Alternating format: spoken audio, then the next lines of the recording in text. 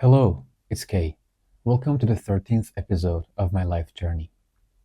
After reflecting on my changes in the recent months, I realized something unsettling. I understood that my mind and brain hasn't been functioning properly in the past few years. As I remember in my childhood and teenage times, I could focus sharply and intensely and excel as a decent student, or sometimes the top student even. But over time, something shifted. Month by month and year by year, I lost control over the course of my life and things got cluttered and foggy. I kind of, my focus levels got decreased and decreased, and I arrived at a point that I didn't know what I'm doing and I didn't feel fulfilled at all. And that point is a few months ago when I started this path with my life coach. I asked Sar if he agrees with my observation about, this weakening. And he confirmed that. He confirmed that, of course, compared to my teenage times, my brain and my focus has become weaker because of carrying and having wrong mindsets for a very long time. Let me break it to you this way. According to him, it's because I've been living and operating under wrong perspectives. And all of those wrong perspectives cause these issues. Those perspectives weren't very stable, positive, and supportive of growth. Do you feel what I mean? They were simply wrong. It doesn't matter what they were based on SAR. I don't need to blame myself because of them for the past and what happened. And I do not need to regret carrying those flawed perspectives for a long time.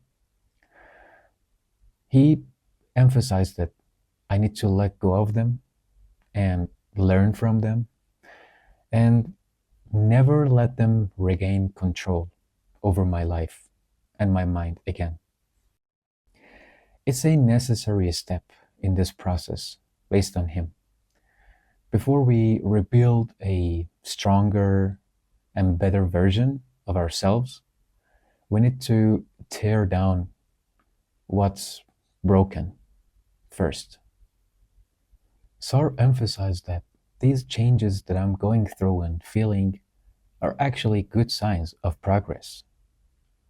He explained that an average person daily has around 5,000 thoughts in their mind. Like 5,000 thoughts pop into their head daily, here and there. And that's what makes their mind and brain miserable because they don't have any energy to put it on the right thing with that much thoughts and, distractions and noise.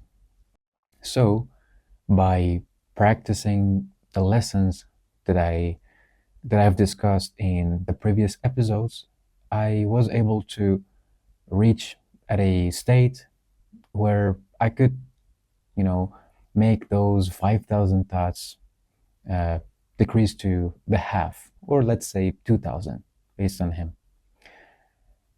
And I totally agreed with him. I could feel that myself too. I can focus more, you know, I'm thinking less overall. And that clutter and fogginess is going away in my life. But he explained that that's not the end point. You know, we even need to push further and we need to add things to decrease those amount of thoughts to lower numbers. Our end goal is like a lot less, maybe 100, 200. I don't know, but as he said, we need to arrive at a state where we don't experience them that often anymore. A state that we have total control over our mind and thoughts. And he wants me to stop consuming any entertainment content on media, on social media, and any kind of media source. That can be YouTube videos, Instagram reels, music when I go out, and so on. Actually, we worked this practice, and he talked about this before, but this is like you know, another step that I need to take. That's gonna be even harder. I explained to him that I rely heavily on music, and I'm not that interested into movies or videos, but I still listen to music, honestly. And that's what makes me happy and joyful. And he explained that that's a very, you know, tough habit that I need to break starting this week. Sar also highlighted the hidden influence of listening to music on the unconscious mind. He explained that music, regardless of genre, any genre it can be, influences the unconscious and can cause damage by keeping our minds engaged and restless during the times that we do not listen to them during the day. Do you feel what I mean? Actually, that happened for me for a lot of times. I found myself whispering or, singing along with some songs that were my favorite. Here and there, it doesn't matter the place. It can be the most serious times, like in an exam or in a meeting. Suddenly, the one of these songs pop into your head. Do you feel what I mean? Yeah, at this stage, he wants me to put it aside and, completely stop listening to it for a while, for some time. And he told me that except for a specific type of music, for a specific low tempo relaxation kind of music, I'm not allowed to listen to any other genres. And by relaxation type of music, I think you know what I mean. There are relaxation piano or guitar or like hang drum musics. And he told me that as breaking any addiction and habit is extremely hard in the first few days or weeks, if I really feel that it's necessary and out of my control, I feel I'm compelled to it. Okay, for the first few days or weeks, I can listen to that type of relaxation type kind of music.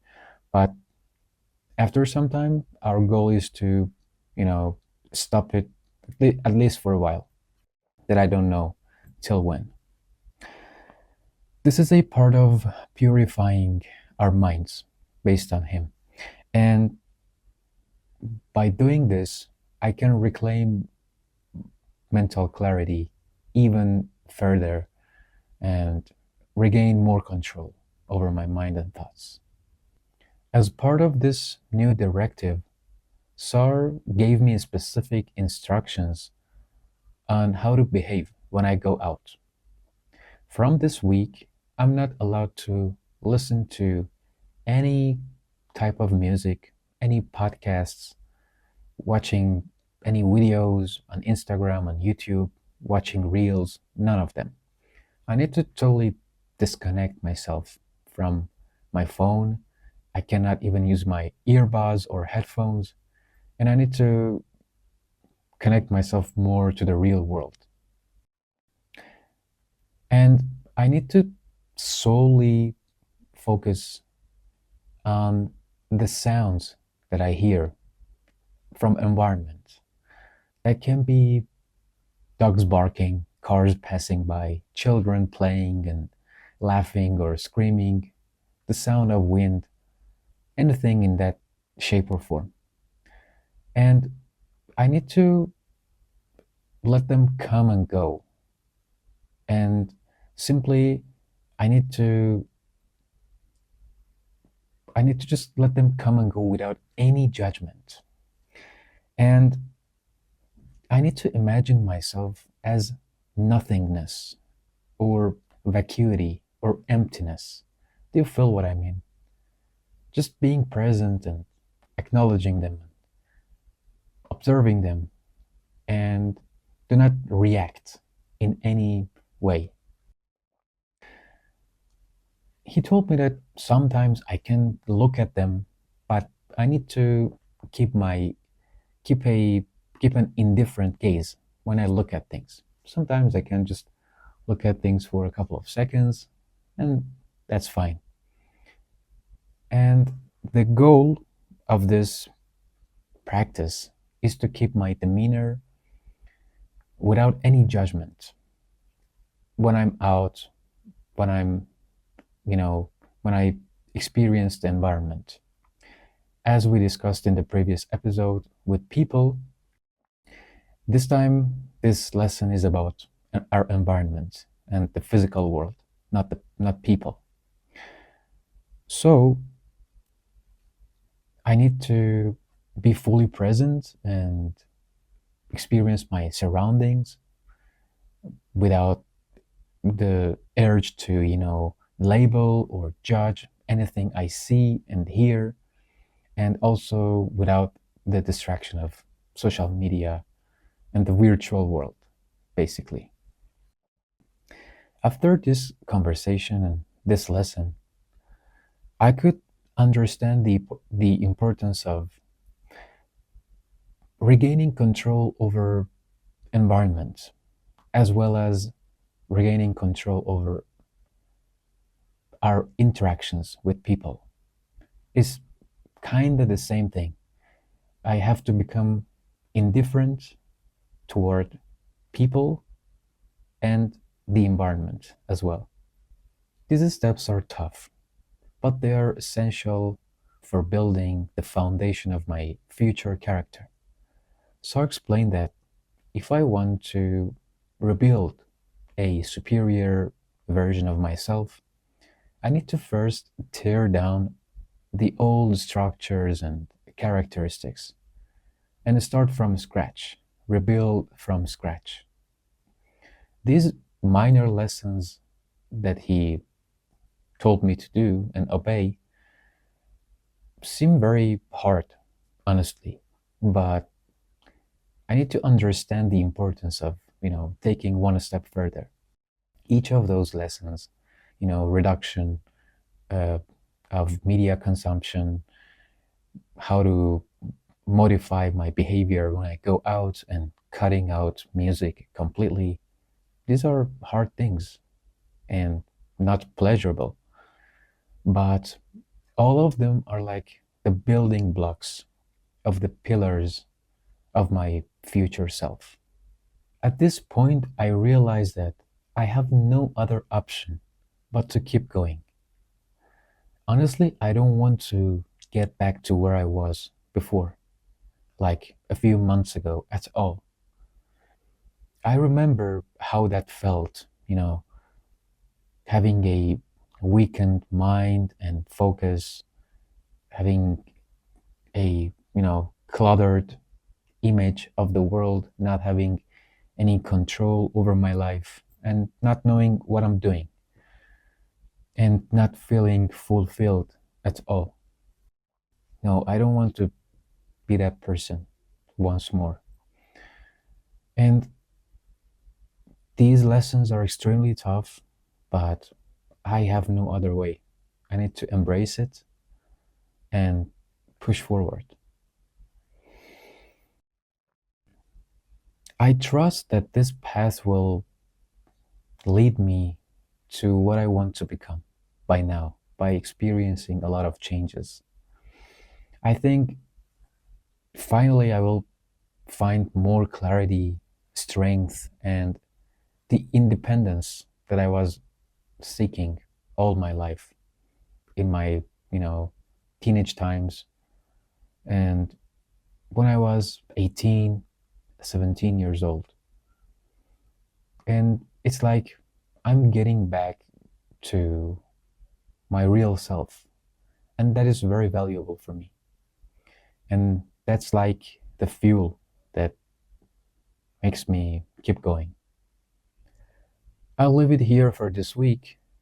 Next week, I'll share more about SAR's guidance on how to handle personal habits and addictions.